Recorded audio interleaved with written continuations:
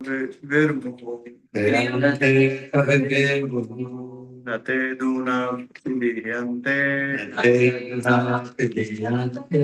Yatha Bhagavati Shvare,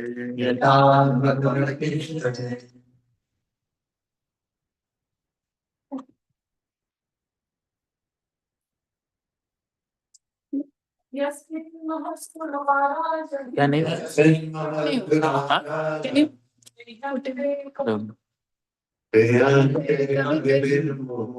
Nate Gunapidiyante, Yatha Bhagavati Yasmin Gunam, Yasmin Mahadgunarajam, Yasmin Mahadgunarajam, Grihante Kavivirmo, Grihante Kavivirmo, Nate Adunapidiyante, Edinapidiyante, Yatha Bhagavati Shvare, Yatha Bhagavati Shvare. Yasmin, Yasmin, in whom? In whom? Mahatguna, exalted transcendental qualities. Exalted transcendental qualities. Rajan, okay. Priyamte, are glorified. Kavivi, a person which you are thoughtful. And advanced in knowledge. Always. Not. Thee. Atuna. Today. Vidiyante. Are obscure.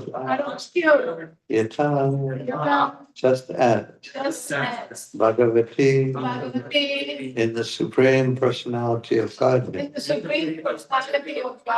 Ishvare. Supreme Controller. Translation. O King, Prahlad Maharaj's good qualities are still glorified by learned saints and Vaishnavas, as all good qualities are always found existing in the Supreme Personality of Godhead. They also exist forever in his devotee, Prahlad Maharaj. Repeat after me. O King, Prahlad Maharaj's good qualities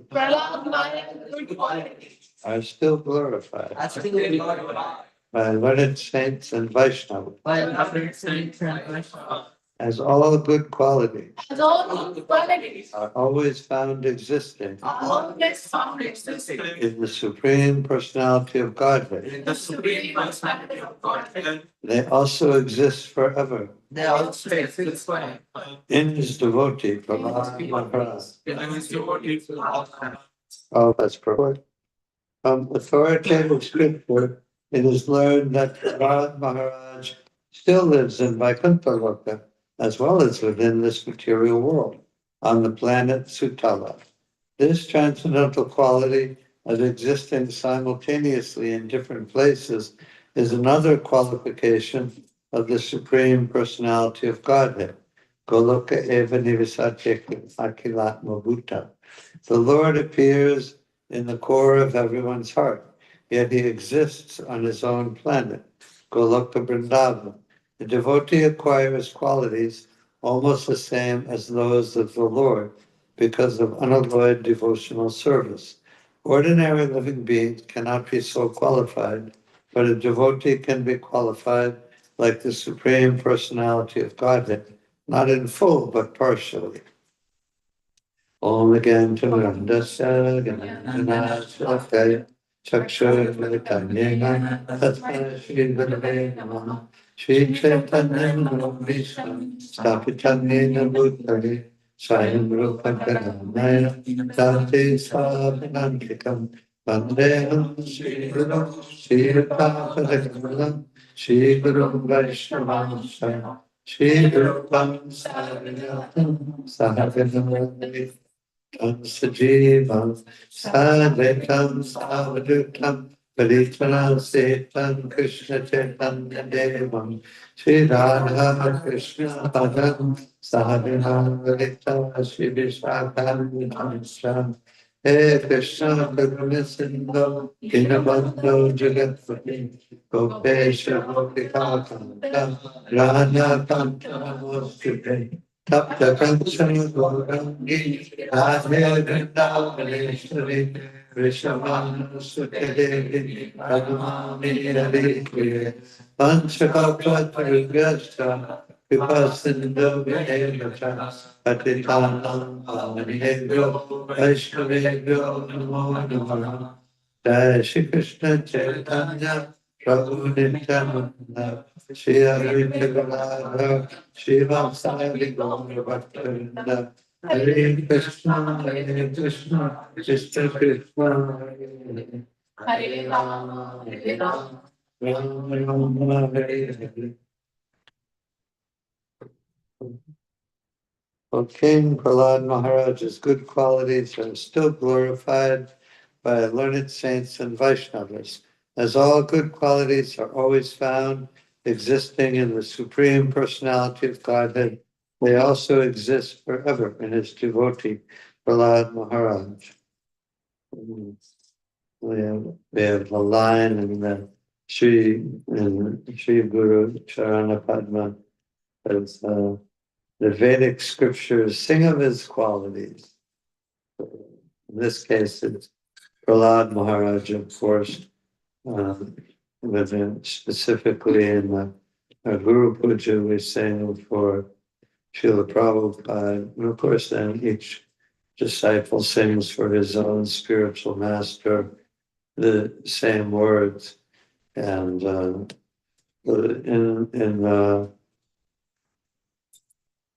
in material society, material so-called civilization, there's that famous quote from, is it Nehru?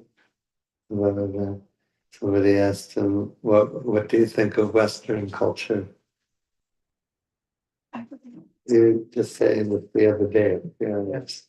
What's your opinion of Vedic Nehru? I think it's a good idea that you said. Is the way I heard it was, I think it would be a good idea. It would be nice if there was some culture in the Western world. That'd be a good idea. So it's kind of a sly, sarcastic way of saying that there is no culture in Western society, Western so-called, we call it civilization.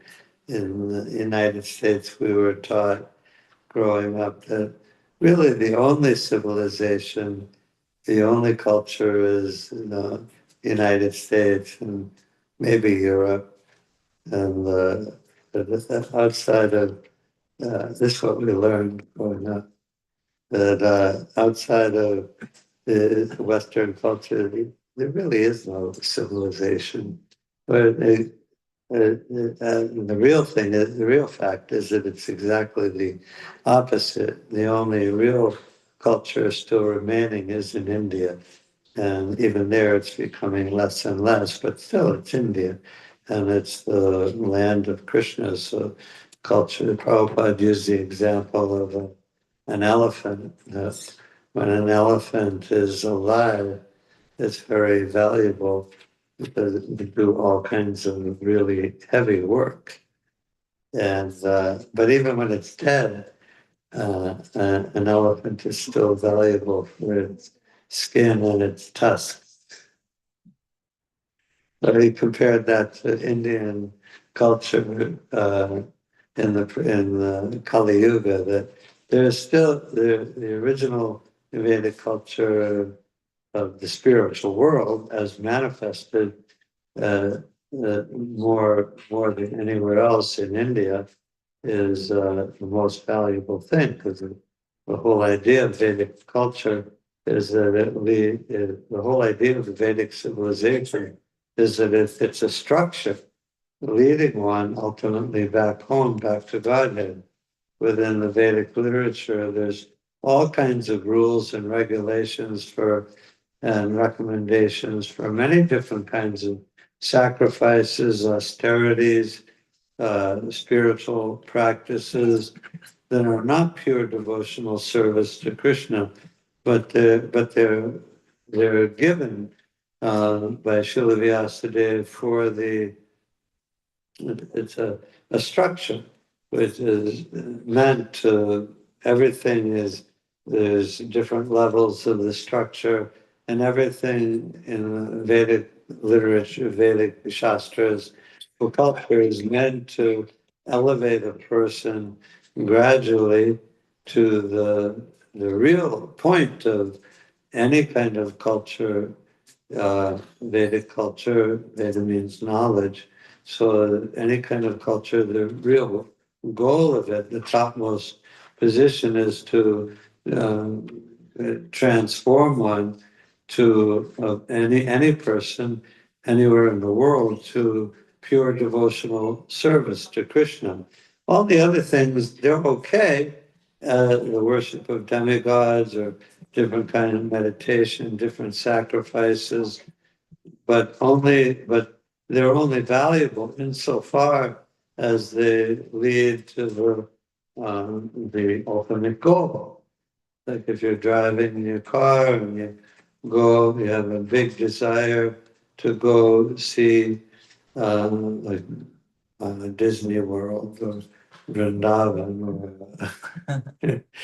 or Disney World is our Vrindavan in the United States. So, right, you go, you're in your car and you're on a road and you have a really strong desire to go somewhere, but along the way you stop at various other places. If the kids are saying, I want to go here, I want to go there, or and you have a desire to go somewhere else, that's okay, as long as you end up at the destination. If you just go all different places, but you never get to Vrindavan, then what was the point? So yeah, so the Vedic culture is very good, but the whole structure is aimed at the conclusion of going back home, back to Godhead, pure devotional service, pure actual surrender to Krishna. Again, Krishna says, Sarvadharman Parityaja, Mekam Sharinam Vraja, Aham Tvam Sarva Papebhyo, Mokshayisham Shucha. Just give up all other varieties of religion. In some places, Prabhupada translates that as just give up everything else and surrender to me, Krishna. I shall protect you from all sinful reactions. Do not fear. So all other varieties of religion would include worship of the demigods, which Prabhupada and Krishna directly states in the Bhagavad Gita as to be for less intelligent persons, or definitely any kind of materialistic religion, as the first verse of Srimad Bhagavatam states, Kaitava Dharma, Dharma Project Kaitava. So the ultimate religion, the real religion, is to be completely non-envious and free from all other any kind of material desire. Any kind of material desires was in the previous verse in the Srimad Bhagavatam was in the translation was described as any useless and insubstantial.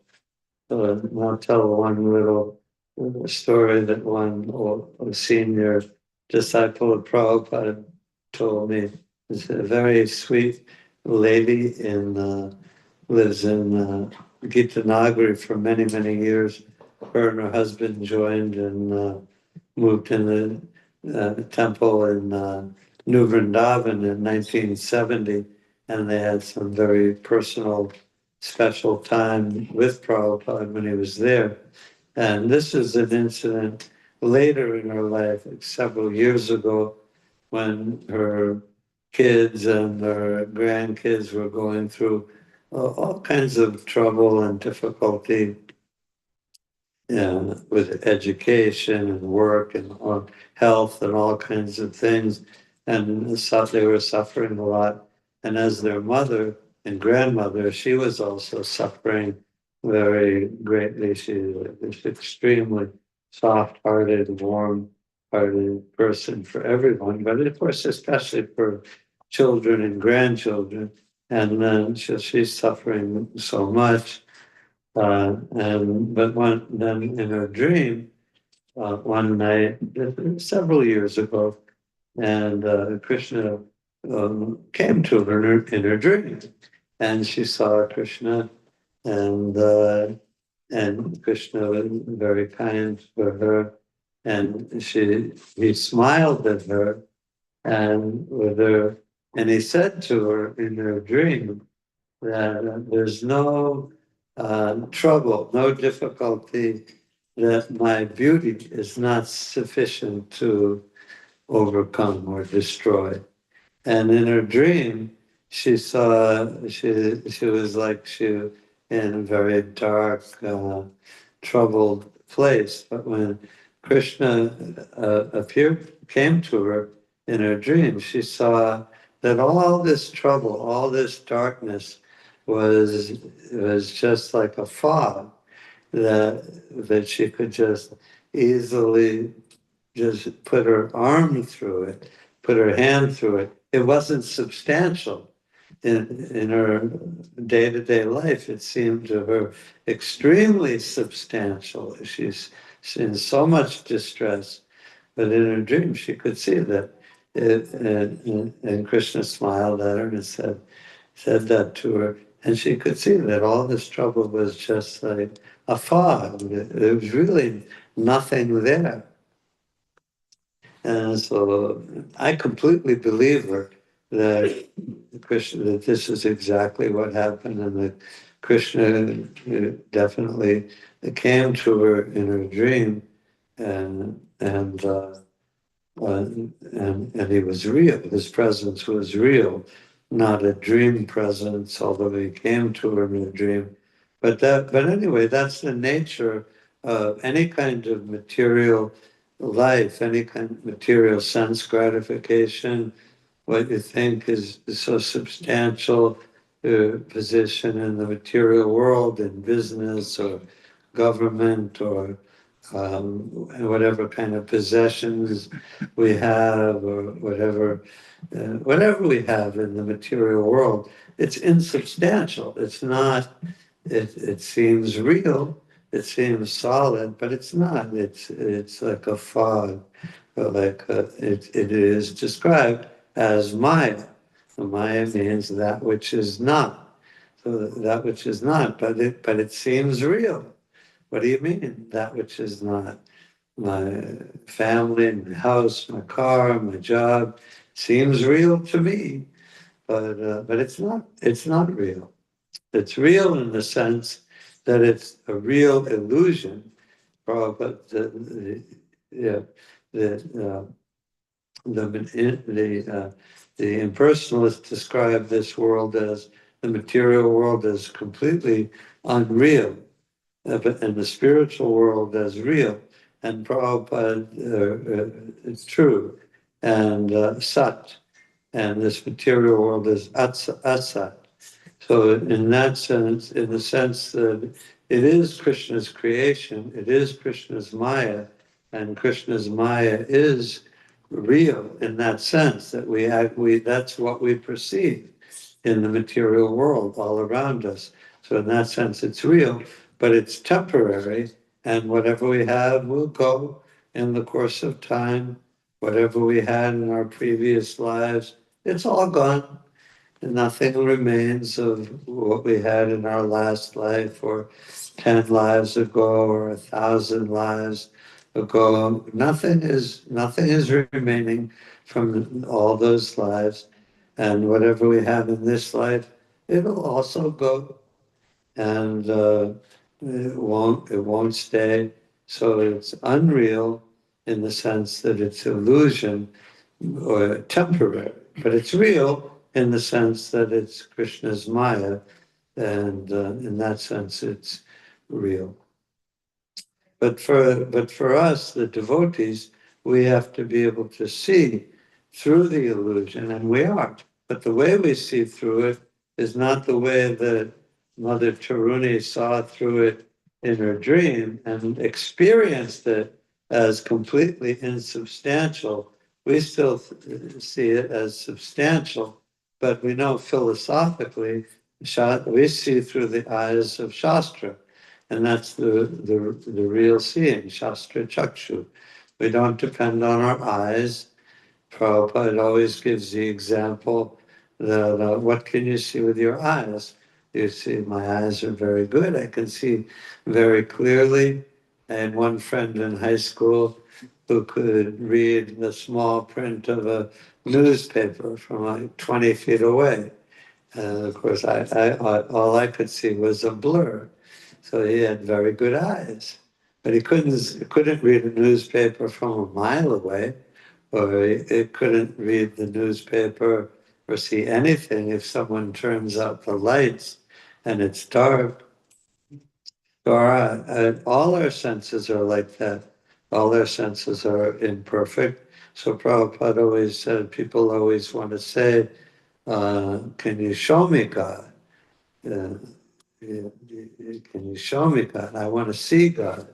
And Prabhupada always said that, first of all, he said, you're not qualified to see God because because of your original position of not wanting to see God. Come to the material world because you want to be independent from Krishna. But so Krishna, we just say, Krishna, I don't want to see you. I don't want you telling me what to do. I'm envious of you. So Krishna lets us come here and try to be the independent enjoyer, have some of our own influence, our own power. So Krishna, okay, you don't want to see me, then go to the material world. You don't have to see me if you don't want to. I'll always stay with you. Uh, but you don't have to see me. So anyway, Prabhupada said, first of all, you're not qualified to see God. But second of all, what can you see with your eyes? Your eyes are, he used both examples. Prabhupada often or frequently attacked any question from two or three or four different points of view. Prabhupada was unlimitedly intelligent, and he got in his arguments and intelligence is coming directly from Krishna. Krishna, Prabhupada said that I didn't write my books, but Krishna wrote these books. Of course, so anyways, Prabhupada was expert in argument or defeating any kind of mundane argument. And he would attack that particular one from a couple of different angles of vision. And so anyways, we're not qualified to see Krishna. Of course, the devotees are qualified to see Krishna on the altar. He's right there. Krishna and Radharani are right there. So we can see definitely Krishna.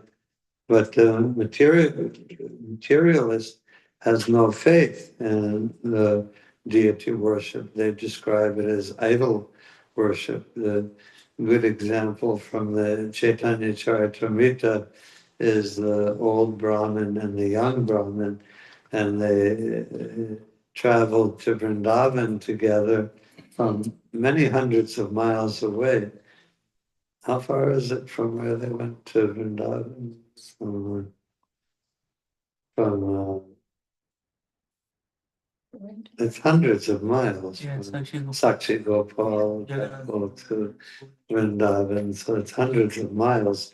And they walked on foot, and the old Brahmin was helped all the way by the young, healthy Brahmin, and walking. They finally got to Vrindavan, and the young Brahmin was helping the elderly Brahmin the whole time.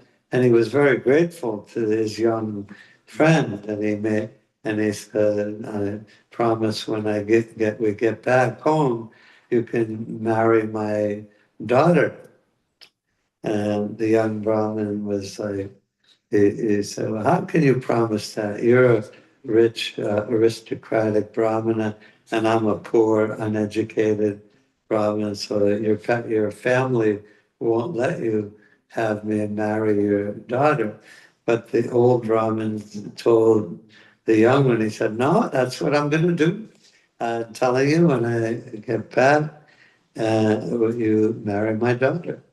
And the young Brahmin said, he even promised it before the deity Gopal deity in Vrindavan, and as his witness. And so when they got back to their village, uh, the young Brahmin came after a while, and he said, okay, you said I can marry your daughter. So, and the old Brahmin told his wife and kids, said, I told this young Brahmin he could marry my daughter, or daughter, your sister. And they were like, no, you can't do that. He's this not low, he's a Brahmin, but he's poor, uneducated. You can't do that. If you give your daughter in charity to this young Brahmin, we're going to commit suicide. It's like, it's so disgraceful. It'll ruin our social standing and our good name as aristocrats. And but the old man, the father, he said, well, I promised him, and what can I do? And his son, his older son, he said, well, you just tell him, I don't really remember doing that. I don't really remember saying that. And the son said, you just say that and I'll make up a good story about it. So then the young Brahmin came again. He said, he brought it up in front of an assembly of villagers who came with him. And he said that again. And, the father said, no, he didn't have the assembly with him at that time, but he brought it up again to the family, and the father, he was afraid of what his wife and kids would say. So he said, well, I don't really remember, and I don't really give it, I'm old, I can't remember. And the son said, yeah, when the young Brahmin, he gave my father some kind of poison, and he's telling a lie, and so the young Brahmin went away in disgust, and then when he came back again with the villagers. Um, as his witness. Oh, then no, then he went to Vrindavan. He went again to Vrindavan, walking all the way, and he talked to Gopal, Sri Gopal in the temple, and he told him the whole story, and Gopal, and he said, you have to come with me, as you have to be my witness. And Gopal said, oh, I can walk, how can I come with you? I'm a stone statue. How can I come with you? And the young Brahmin said, no, you're stone statue, but you're talking to me right now. So you can come with me. You can walk back to my village. And so Gopal said, okay, I'll come with you. And but I'll walk behind you, and I don't want you to look back. And you'll know I'm behind you by hearing my ankle bells. And so they walked back hundreds of miles. And then when they got near the village, um, the young Brahmin looked back, and Gopal stopped there. And then Gopal, he went to the village, and he brought all the other village people to see that Gopal had come with him to act as a witness. That's why it's called Sakshi Gopal, is the witness. But anyway, the point I was getting to through all that was the the young Brahmin had made a deal with the brother, and he said he made a deal with him. He said, "Okay, I'll go to Vrindavan, and the deity will come back with me. And if he does, then you have to admit that the whole my story is true." And so the brother was like, well, he's just a deity. This one is just a stone statue. It's never going to happen. So it's okay, if that's what you want to do, okay, that's the deal. Because he didn't have any faith in the deity. Anyway, that's the crucial point, is that we can see Krishna on the altar, we can see Lord Jagannath on the altar, Balaram and Lady Subhadra. We can see Lord Chaitanya and Lord Nityananda on the altar. We can see them because we see with the eyes of faith and devotion. So that's the one redeeming quality that we have as conditioned spirit souls, fallen souls in the material pool, is that we have faith in Krishna. We have faith in our spiritual master. The materialist person sees the spiritual master sitting on his Vyasa-san and being worshipped in all kinds of ways by his disciples and other people, and out of envy or unbelief, unfaithfulness, they just see, oh, who's this man sitting on, or woman sitting on the Vyasa-san and being worshipped by all these other people? This is it's ridiculous. He's just a person, just like anyone else. He puts on a good show, but he's not anything special. He's just like you and me, as they say in the United States. He puts on his pants one leg at a time. That's for just to say he's just a regular person, but so they're envious and they have no faith.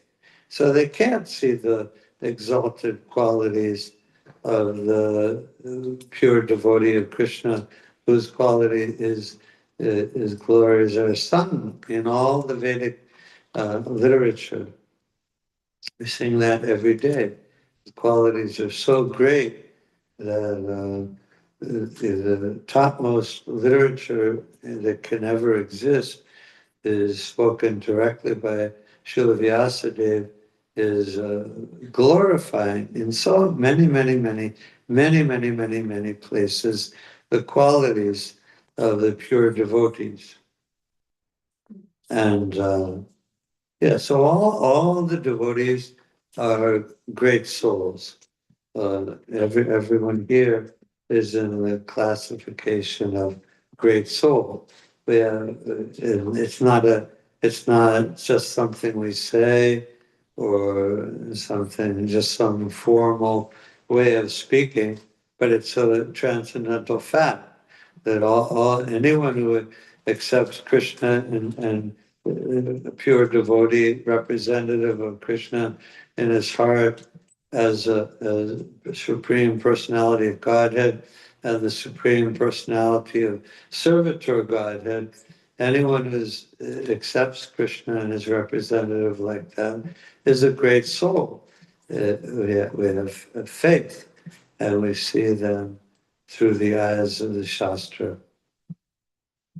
And Prabhupada speaks here about Prahlad Maharaj. He's this transcendental quality of existing simultaneously in different places is another qualification of the Supreme Personality of Godhead. Golaka eva nivasatya kilatma bhuta. The Lord appears in the core of everyone's heart, yet he exists on his own planet, Golaka Vrindavan. a devotee acquires qualities almost the same as those of the Lord because of unalloyed devotional service. Ordinary living beings cannot be so qualified, but a devotee can be qualified like the Supreme Personality of Godhead, not in full, but partially. This I believe on the original cover of the first canto, part one of the Srimad Bhagavatam, is a picture of Radharani. It's Radharani and Krishna in the middle with the gopis around them and all the Vaikuntha planets surrounding them and then the Mahatattva as a cloud. And then right beside Radharani and Krishna and the gopis, there's a picture of Lord Chaitanya and Lord Nityananda dancing, the Panchatattva dancing with the devotees, and Krishna coming in the Sankirtan movement. So, and that was Prabhupada's direction of how to paint that painting. So the lesson is obvious that Krishna is the same person, whether he's appearing with Radharani in Goloka Vrindavan or whether he's coming as in the combined form of Radharani and Krishna on this planet. What? As Lord Chaitanya, and yeah, and so he's appearing simultaneously in that pastime and in unlimited other pastimes. It's not like in the Srimad Bhagavatam, the pastimes are presented and seems somewhat like sequential, but it's not really sequential. There's even the Bhagavatam, the pastimes go back and forth, like one millennium to a previous millennium, and it can be the pastimes in the Srimad Bhagavatam is actually are very amazing, to say the least. We use words like amazing, wonderful, things like that, and they're good words, but they don't really begin to describe, at least our material understandings of the word, they don't really begin to describe the transcendental glories of the pastimes of Krishna. All the pastimes are going of Krishna, all the incarnations of Krishna are going on eternally, simultaneously, in here and there and everywhere, and in all different planets, all different universes, all the different unlimited Vaikuntha planets in the Brahma situated in the Brahma Jyoti. So all Krishna's pastimes are going on eternally, simultaneously. And Krishna is in the heart of every living entity simultaneously. Is in the core of every atom. Krishna is everywhere simultaneously in his full glory. It's not that because Krishna is in a tiny form in my heart, in your heart, it's not that, or in the core of an atom, it's not that because Krishna is like really small in that form that he is like a small Krishna or something. Wherever Krishna is, he's there with his full glories and all his potencies. All these things are inconceivable, transcendental, but they are reality. In our purification, we'll be able to experience these things more and more. But yeah, and like Krishna appears in all the planets simultaneously, and so also there's there's descriptions of the six Goswamis who were intimate associates of Lord Chaitanya in his pastimes and in Navadvip, and also they're present with him as gopis in Goloka Vrindavan. And so the devotees, the devotees like Prahlad Maharaj, the six Goswamis, or um, and so many great souls. What, according to this verse in purport, why can't they be with Krishna in different pastimes, simultaneously in different places? Anyway, that's what it says right here in black and white. Ordinary living beings cannot be so qualified as Krishna, but a devotee can be qualified like the Supreme Personality of Godhead, not in full, but partially. Anyway, so I'll stop there. Any questions or comments? Yeah. Krishna, at least high level subject, reflecting on his class, Krishna in 4 different verses in various chapters says that once a devotee reaches spiritual world, his abode, he does not come back to his material world again. Yeah. So then why is it happens that the living entity again gets enamored by this tendency to enjoy again, and then the living entity decides to Well, go back to the material world, and yeah, I guess it's like a very tricky question. So why does that happen? And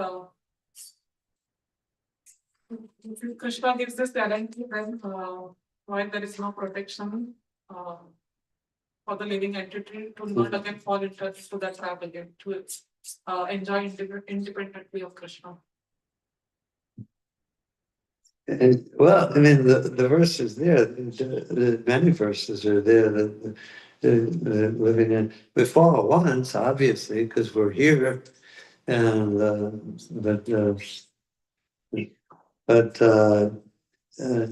you can you go back home, back to Godhead, then you've learned your lesson. You don't want to come back to the material world again. You learned your lesson, and you want to stay with Krishna eternally. But it's true that you can come again if you want to. Prabhupada said that also. But you always have your free will. So if you want to come back again, leave Krishna again, you can. You can. There's that girl. We are protected by Krishna, but Prabhupada, there's that one lady in the video that asked Prabhupada why, if Krishna knew that we're going to suffer in the material world, why does he let us come here? And Prabhupada said very forcefully, very emphatically, he said, "You forced Krishna to let you come here. You forced Krishna." Of course, you could say, "Well, how can you force Krishna?" But that's how can you force God to do anything? So, but the point is, not that you literally force Krishna, but in the sense that a child can force his parents to let him do something. Maybe not when he's a real little kid, but when he gets older or she gets older, teenager, then they can like almost force their parents to let them do something that the parents know is going to make them suffer. The parents know it's just going to uh, cause them all kinds of trouble. So, but the kid is like, no, I want to do it, and you have to let me do it. And it's like with Raghunath Das Goswami, of course, it's a little different, but because he was running away to Krishna, but he wasn't running away for sense gratification. But his mother, after he ran away a bunch of times, and they brought him back a bunch of times, and she told her husband, she said, "Well, let's lock him up, and we won't let him run away anymore." And his father said that he has riches like Indra, the king of heaven, and he has a wife that's as beautiful as the goddess of fortune. So if those things aren't good enough to keep him here, then what would Peter lock him up? He wants to go. So of course that's different because he's running away from Krishna. But the parents, I haven't had children in this life, but I've been a child in this life, and I remember what it was like as wanting to do something that my parents knew wasn't good for me, but they let me because they saw that I was determined. They didn't try to lock me up or anything. And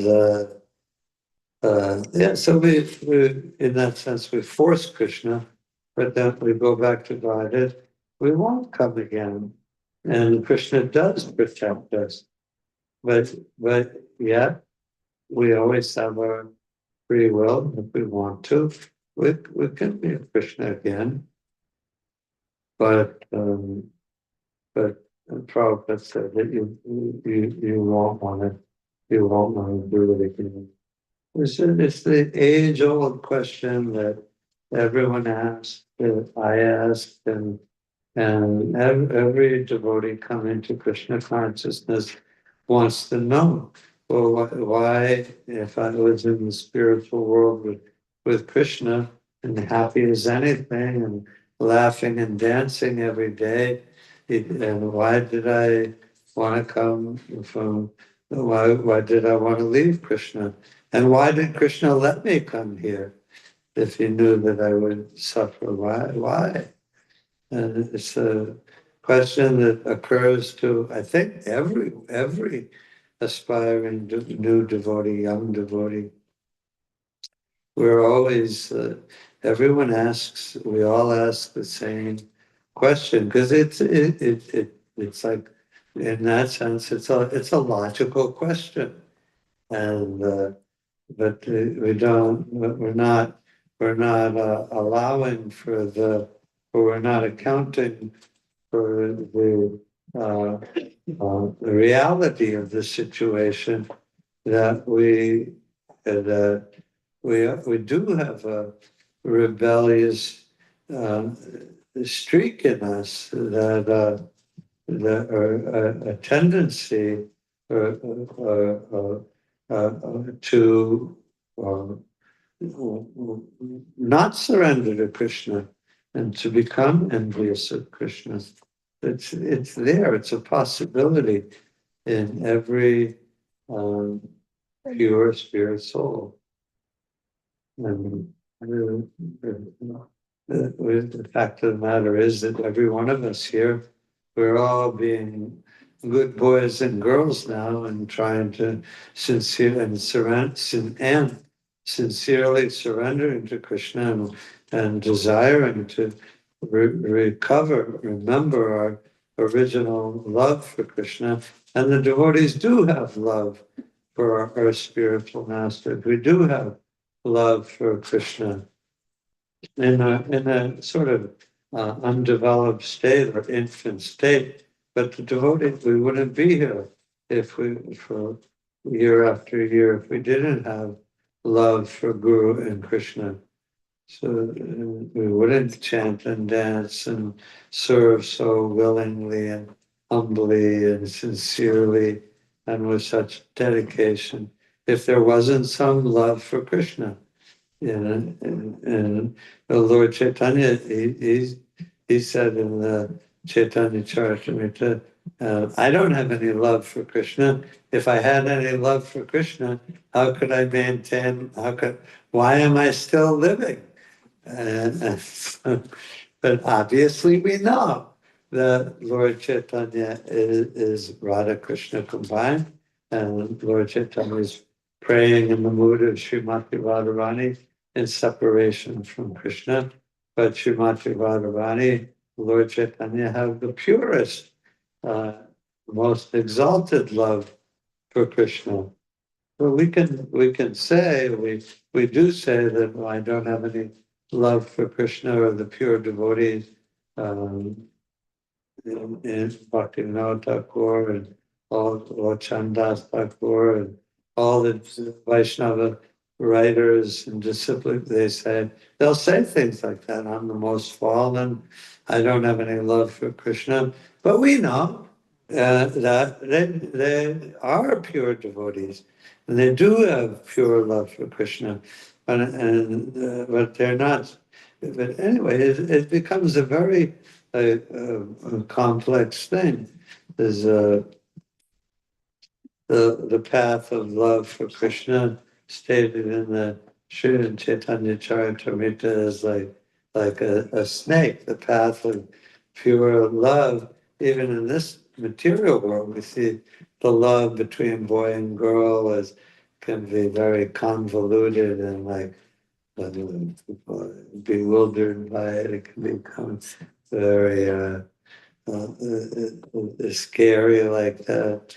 But there's love there, and there's some love there, and but it develops and anyway, that's not the best example, but yeah, but the pure devotee's attitude that used to be and still is like bewildered. When I was first a devotee coming to the temple, and I would hear song statements in the songs like that by the pure, devotees would tell me, "Oh, these are pure devotees of Krishna," and that are writing these Vaishnava songs. But in the songs, the devotees are saying, when will I have love for Krishna? I'm a fallen soul. I'm so low. I'm so this. So that is like a bewildering thing to me. Like they told me he's a pure devotee, but then he's talking like this in his song. It's like I couldn't. Was like, and it's still like that in my mind to some extent because I'm still on the mundane, so-called logical platform. Materialists, they want everything to be logical. No, that doesn't. Your scripture says this in one place, but it says this in another place. It's not logical, and therefore we can't accept it. It's not true. It's just some old writings from some guy, maybe a really smart guy, but it is hundreds, thousands of years ago, as you say, he turned 5,000 years ago, but it's not logical. So if it's not logical, it can't be true. It can't be, as you say, the absolute truth. Anyway, so I still have some of that. That's how I was raised for sure. And I still have some of that logical, so-called logical mentality in me. We have all the contaminations in us still to at least some extent. We have some impersonalism in us. We have some uh, uh, neophyte enthusiasm that I'm a pure devotee. What's it called? PDS. Pure syndrome. Pure devotee syndrome. What's the Sanskrit for that? What is it called? Sahaji. Well, some Sahaji tendency. We all lust, anger, greed. We have all these things still in us, but to definitely a small, increasingly smaller and smaller extent because we recognize them for what they are and we fight against them. And Krishna purifies us from them gradually. Anything else? Bro, I had one question about Sakshi Gopal pastime Yeah, and one reflection on Mother Taruni's story there. yeah. So, bro, about Sakshi Gopal pastime, uh, the young Brahmin who was from a relatively poor, lower standard Brahmin family. And it says uneducated too. Yeah, uneducated as well. So, from the story, it appears he had material desires. So, uh, from the instance that when the older Brahmin promised to give his daughter, Yeah, then the younger Brahmin enthusiastically made him promise in front of the Lord. And then even when he went to ask for the daughter's hand. Yeah, why did they just say, okay, forget it? Yeah. Yeah. So these questions come. No, he was not, initially it was not that he was. Yeah. Yeah, yeah. And Prabhupada says in the Chaitanya Charitamrita, the verses said, Shakti Gopal says that, you are both my eternal servants, and you come in this life to take part in my pastimes. So I just take it in that way, that it's just, Krishna, it's just Krishna's pastime, that, you acted like Hiranyakashipu acted like a demon, or so many things. The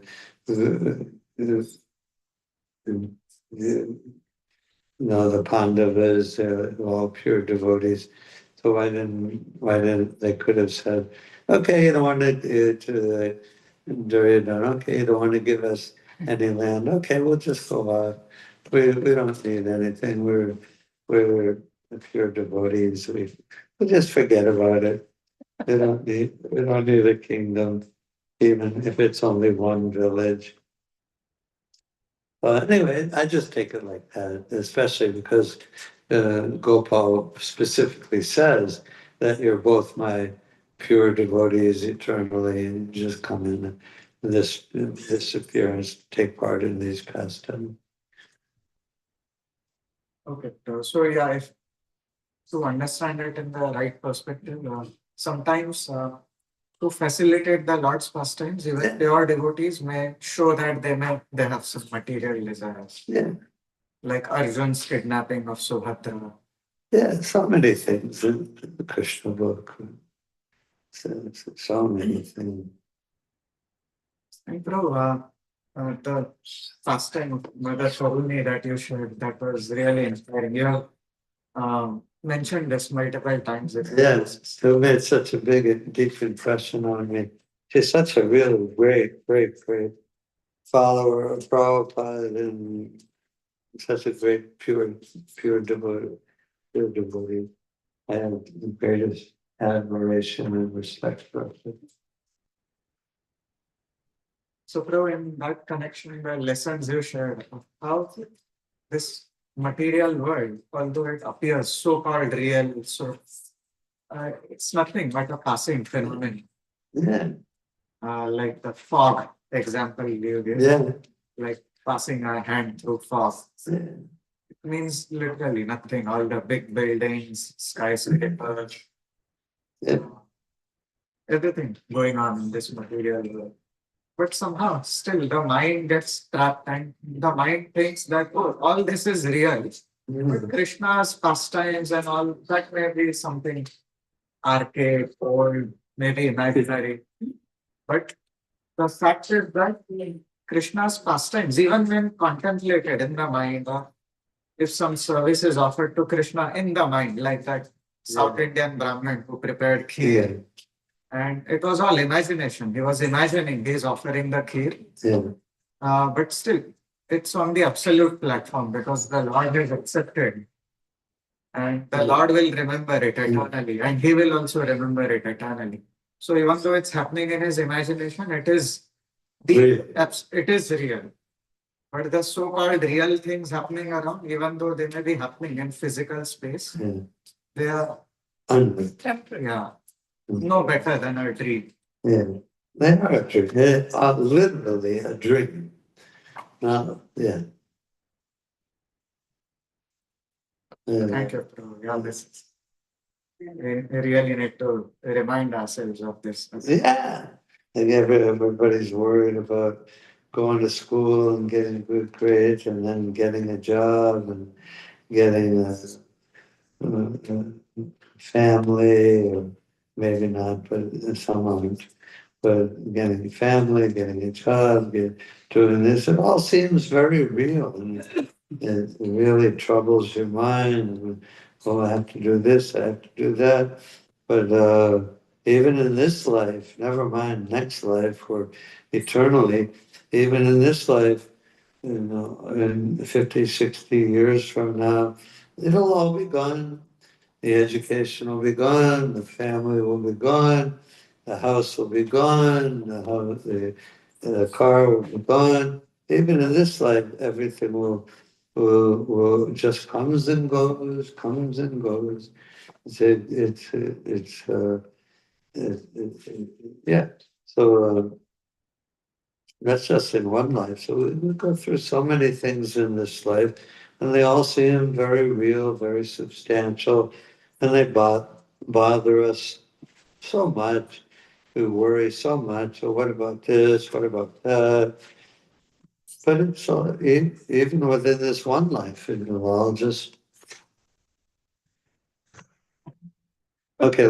That's why Bhakti, as well as Bhakti Tirtha Swami Maharaj says, die before die to live eternally.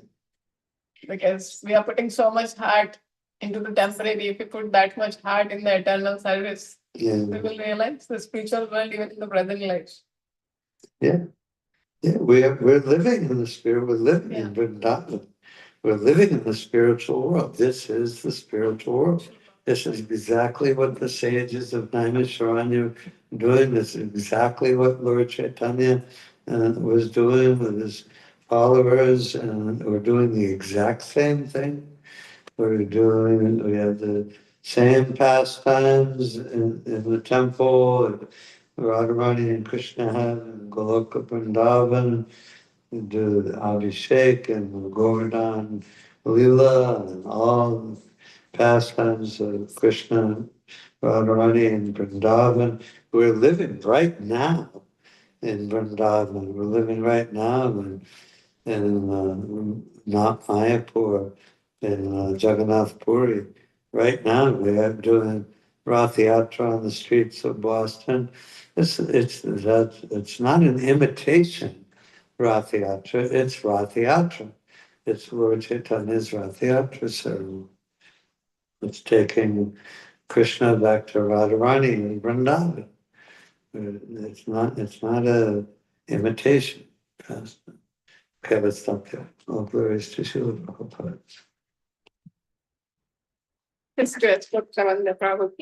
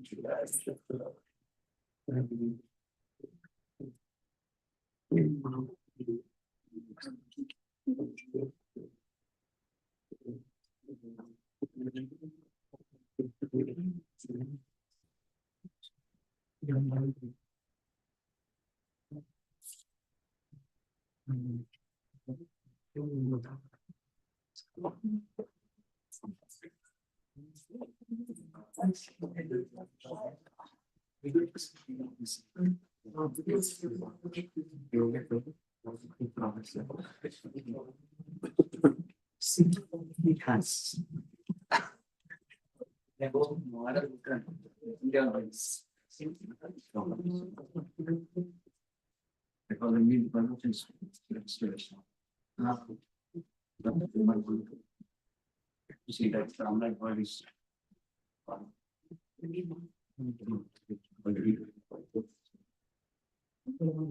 That's the wonderful. Sorry,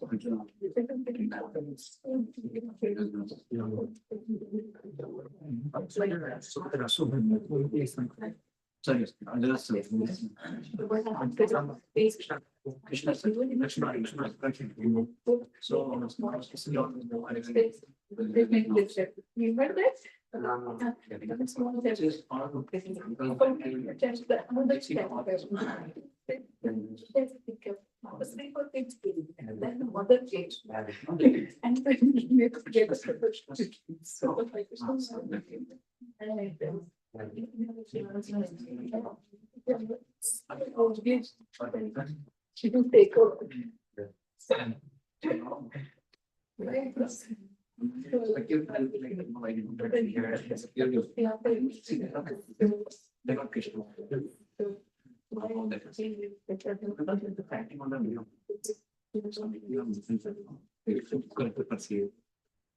Even what a person is.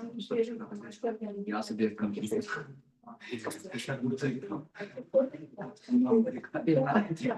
So they're like, you are so.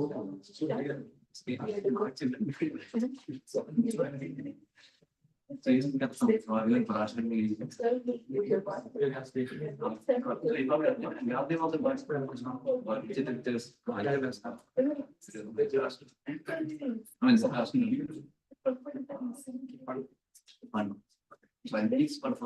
Yeah.